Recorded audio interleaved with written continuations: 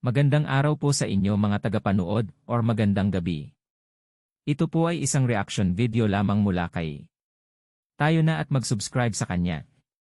Pa-subscribe na rin po sa channel ko. Tara na at nang masimulan na natin.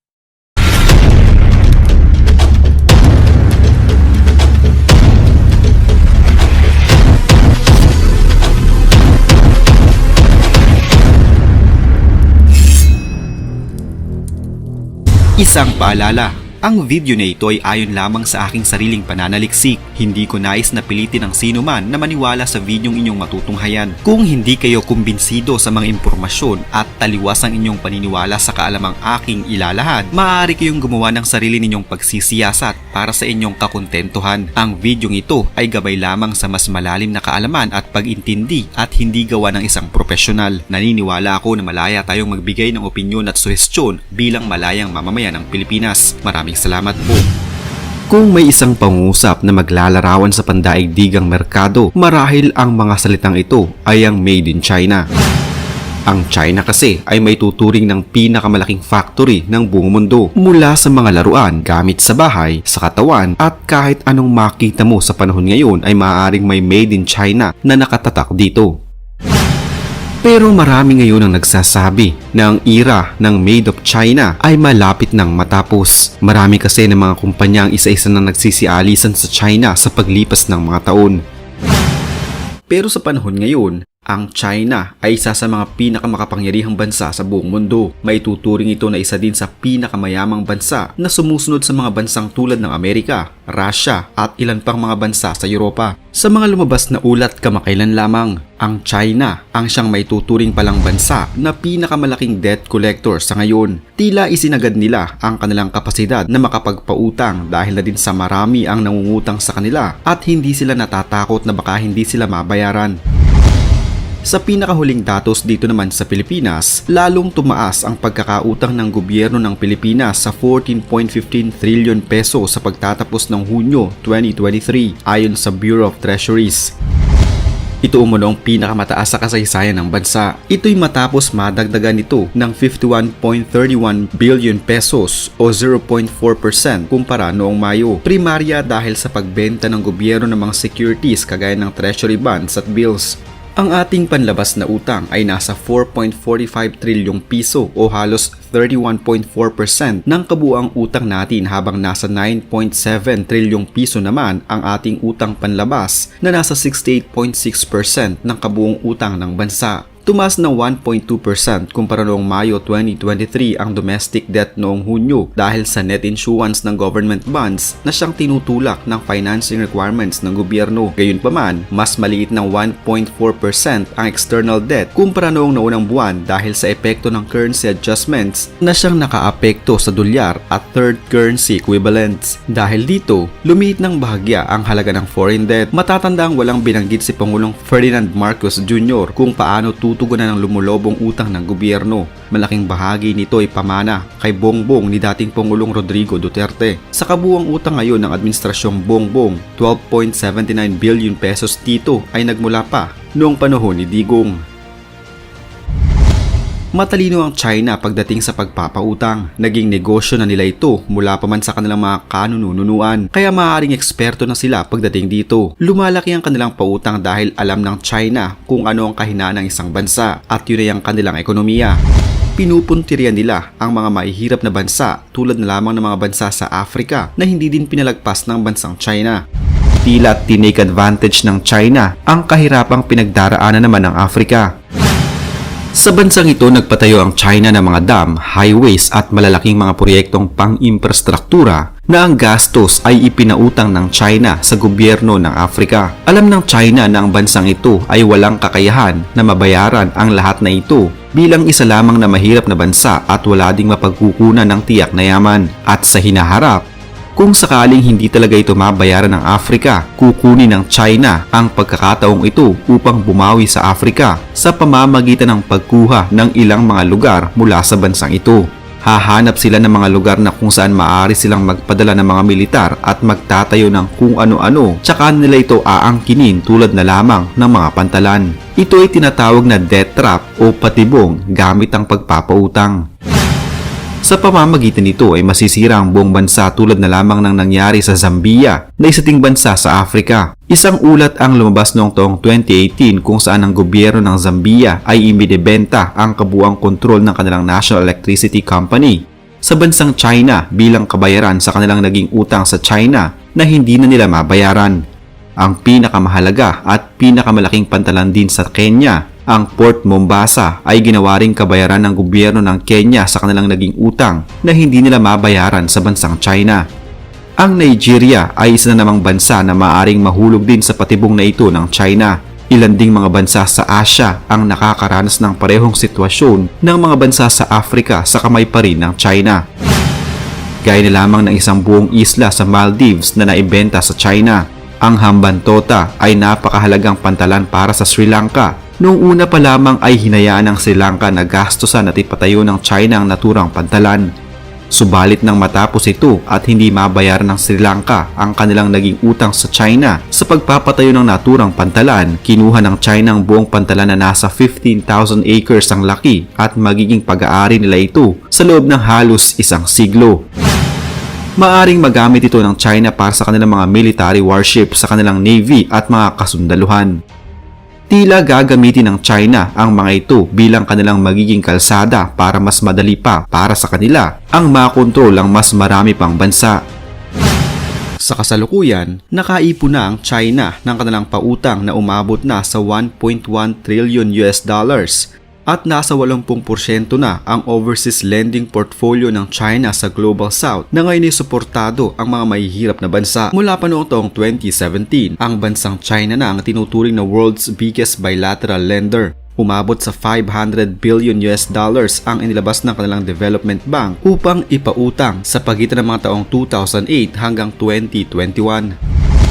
Bukod sa mga bansa sa Africa, nagtayo din sila ng power plant sa bansang Cambodia at ilan pang libong mga proyekto sa iba't ibang mga bansa. Ayon sa ulat, nasa 20,985 proyekto sa 165 low and middle income countries ang pinondohan sa pamamagitan ng grants at loans na nagkakahalaga ng 1.34 trillion dollars sa pagitan ng mga taong 2000 at 2021. Sa tinatawag na debt trap ng China, hindi malabong marami nga ang kanilang mapautang at totoo nga ang kasabihan na hanggat may nagpapautang, may mangungutang.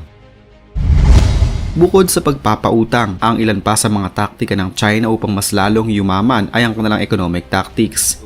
May tatlong pangunahing dahilan kung bakit ang isang bansa ay nakikipag-trade o nakikipagkalakalan sa ibang bansa. Una ay ang hindi available ang isang partikular na produkto o serbisyo sa inyong bansa at maaaring makikita lamang ito sa ibang bansa. Halimbawa na lamang, ang saging noon ay hindi available sa Britanya bago pa ang taong 1633 dahil ang kanilang klima ay hindi angkop sa pagtatanim ng saging kaya naisip nilang mag-import ng saging. Ang pangalawang dahilan ay ang produkto o serbisyo na hinahanap ng isang bansa na wala sa kanila ay makukuha o available sa ibang bansa sa napakamurang halaga lamang. Tulad na lamang ng BPO dito sa Pilipinas, sa atin nagtayo ng mga call center companies ng Amerika dahil di hamak na mas mababa lamang ang pasahod sa mga Pinoy kumpara sa kanilang sariling bansa. Ang pangatlong dahilan ay dahil ang serbisyo o produkto na hinahanap ng isang bansa ay mas maganda ang kalidad ng mga ito sa ibang bansa. Dahil sa mga ito ay makikita na malaki talaga ang bentahe ng pakikipagkalakalan o pakikipag-trade sa ibang bansa dahil mayroong mapagpipilian ng mga consumers na mura, de kalidad at maraming mga produkto at serbisyo mula sa ibang bansa. Bawat bansa din ay siguradong makikinabang sa kalakalang ito. Pero paano ang mga bansang walang kakayahang mag-export ng kanilang produkto at salat din sa mga natural resources na maaari nilang gamitin upang makapag-export din sila sa ibang mga bansa na kung minsan nagkukulang pa ito para sa kanilang pansariling konsumo? Ang mga bansang ito ay madalas sila pa ang nag-i-import ng mga produkto upang kanilang magamit. Kung mag-i-import lamang sila ay malaking gastos ito sa kanilang bansa at wala silang matatamong kahit na anong insentibo. Sa ganitong pagkakataon, may ilang mga mapagsamantalang mga bansa na tataasan ng buwis na ipapataw sa pag-export nila sa kanilang produkto sa mga bansang nag-i-import at walang kakayahang mag-export. Ito ay ang tinatawag na taripa. Kailangan magbayad ng taripa ang isang bansa bago ma-import ang produkto sa kanila mula sa ibang bansa. Tiyak naman at tiba-tiba ang magiging kita ng bansang nag-e-export ng produkto. May iba pang mga dahilan ng pagpapatupad ng import taxes. Halimbawa na lamang kung ang isang bansa ay nais i-pressure ang isa pang bansa tungkol sa isang geopolitical decision o kung may isang bansang hindi naging pabor sa economic decision ng isa pang bansa. Tataasan nito ngayon ang taripa bilang ganti o pagsalungat. Ngayon tignan naman natin kung paano gamitin sa mali ng China ang pagpataw ng taripa at kalakalan sa ibang mga bansa. Sumapi ang China sa World Trade Organization noong taong 2001. Kasabay nito ay ang pangako ng China na bubuksan nila ang kanilang ekonomiya upang mas mapadali ang kanilang trading sa ibang mga bansa.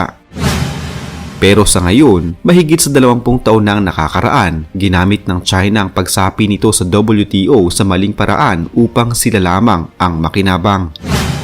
Makikita natin ang mga made in China sa napakaraming mga produkto na nasa halos lahat ng bansa sa mundo. Ganito kalawak ang narating ng kanilang mga produkto. Pero ang Facebook, YouTube, Google at Amazon ay hindi hinahayaan ng China na makapasok sa kanilang bansa. Kung titignan ay may tuturing itong one-sided trading. Hinayaan ng China na maging madali lamang ang paglabas ng kanilang mga produkto sa kanilang bansa at makapasok ito sa napakaraming mga bansa, subalit pinigilan naman nila ang ibang mga bansa na magpasok sa kanila ng ibang produkto o serbisyo at ang kanilang mas malalang ginawa dahil sa pinagbawalan nila ang mga ito na makapasok sa kanilang bansa ay kinopya na lamang nila ito at gumawa ng sariling bersyon gamit pa din ang kanilang sariling teknolohiya.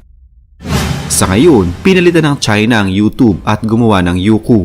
Pinalitan ng Amazon at gumawa ng Alibaba. Ang kanilang Google ay Baidu at ang kanilang Facebook ay Weibo.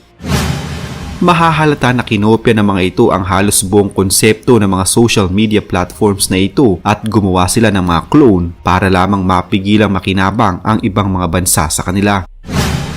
Kahit ano atang lumabas na bagong gamit ay makikita mo din ang clone nito sa China. Mapag-gadgets man yan hanggang gamit sa bahay ay meron silang copycat. Sa totoo lang ay hindi tama ang pangungopyang ito, subalit ang diktador ng gobyerno ng China ay hinayaan lamang ang mga kumpanya sa kanilang bansa na gumaya ng mga produkto at pinoprotektahan pa sila ng gobyerno. Pangalawa sa mga armas ng China upang umibabaw ay ang tinatawag na economic dumping. Ito ay ang pag-e-export nila ng kanilang sariling gawang produkto sa napakamurang halaga na nakakaengganyo naman sa ibang mga bansa at tatangkilikin ito upang mapagkakitaan. Siyempre, sa mga negosyante na nais talagang kumita, kukuha sila ng produktong ibebenta mula sa napakamurang halaga lamang. At sino ang makikinabang noon kundi ang bansang China? Kaya nga nariyan ang Divisoria, Baclaran, Shopee, Lazada at kung ano-ano pang mga tindahan na nagtitinda ng kung ano-ano mga produkto mula sa China at ang mas malala pa dito ay matatalo ang ating mga lokal na produkto. Napabalita din na nagtayo ang China ng mga spy network sa mga universidad sa Australia upang mag-espiya sa mga Chinese students. Ayon sa lumabas na balita noon, isang estudyanteng Chinese ang nag-aaral sa University of Queensland sa Australia ang umattend sa isang protesta na kontra sa gobyerno ng China. Ilang araw lamang ang lumipas ay binisita ng mga opisyal ng China ang pamilya ng naturang estudyante at binantaan umano ang pamilya nito na patahimikin at kontrolin nila ang kanilang anak. Dahil kung magpapatuloy umano ito ay hindi magiging maganda ang kahihinatnan nilang mag-anak. Gumagastos ng malaki ang China upang mag-espiya sa mga nag-aaral na Chinese sa bansang Australia. Isa na namang kwento ng pagbabalik tanaw sa kasaysayan ang naitampok natin ngayon. Huwag kalimutang i-like ang video ito at mag-iwan ng komento sa ibaba ng mga nais nyo pang malamang kwentong kasaysayan sa Pilipinas. Mag-subscribe na din para lagi kayong updated sa mga pinakabagong video dito sa Kasaysayan Pinoy. Magandang araw po at mabuhay ang bansang Pilipinas!